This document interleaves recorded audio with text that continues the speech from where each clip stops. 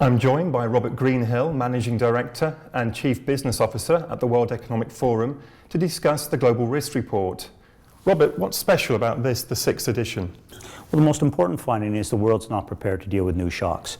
We've gone through a series of fuel crises, food crises, and the financial crisis. Treasuries don't have the money they used to have. Homes have used up a lot of their savings. So there's a vulnerability to shocks that's at a higher level than we've ever seen before. At the same time, the risks on the global landscape are probably greater and more interrelated than they've ever had before. And a big challenge is that our global governance systems really aren't designed to be able to identify these new kind of risks, let alone deal with them. And yet, this ability to identify risks and to address them before they become crises is really going to be the critical test of whether we're able to deal with risks effectively in the future. This year's report highlights two cross-cutting themes: economic disparity and global governance failures. How do these affect the other global risks?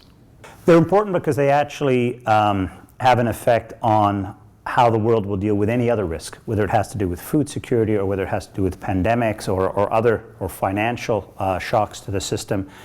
The context of global governance, is it working or not, is it well or ill-equipped to deal with these issues, has a huge effect across all these risks.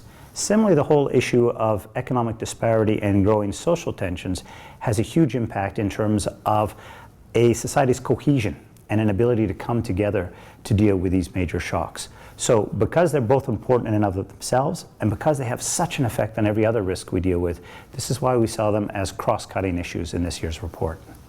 The report highlights 3 groups of risks and the connections between those risks in each group. Why did you take this approach? When we looked in more detail in specific areas which were of real concerns to the global experts we talked to, there were 3 that came out which were compilations of risks coming together. So if we look at the macroeconomic nexus, whether it's currency instability, whether it has to do with trade imbalances, whether it has to do with ongoing fiscal challenges, they all come together around the issues of macroeconomics and whether the system could fail at that level. There was a second cluster around food, fuel, and water, which all are important because they're such essentials. But more importantly than that, they're all interrelated.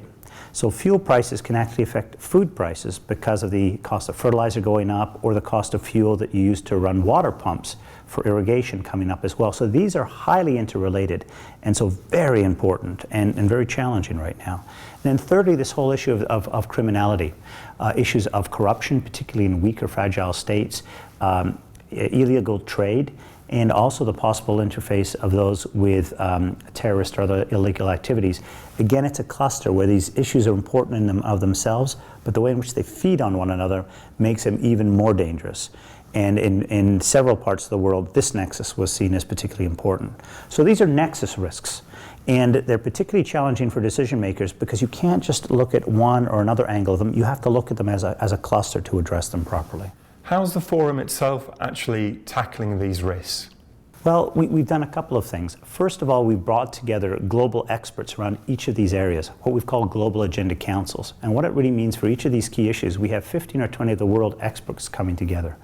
But more than that, because these risks are so interconnected, we've created a network of expertise to essentially parallel the network of risks. And this is what we're calling a risk response network. And it's bringing together chief risk officers from the private sector, together with people concerned about national risks, together with leaders in international organizations such as the World Food Program or the Office for Coordination of Humanitarian Affairs, so that they can pool their expertise and perspectives.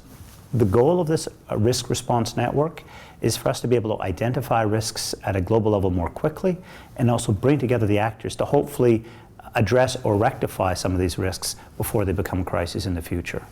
So it's a big agenda, but it's a very exciting and we think a very important one. Thank you, Robert.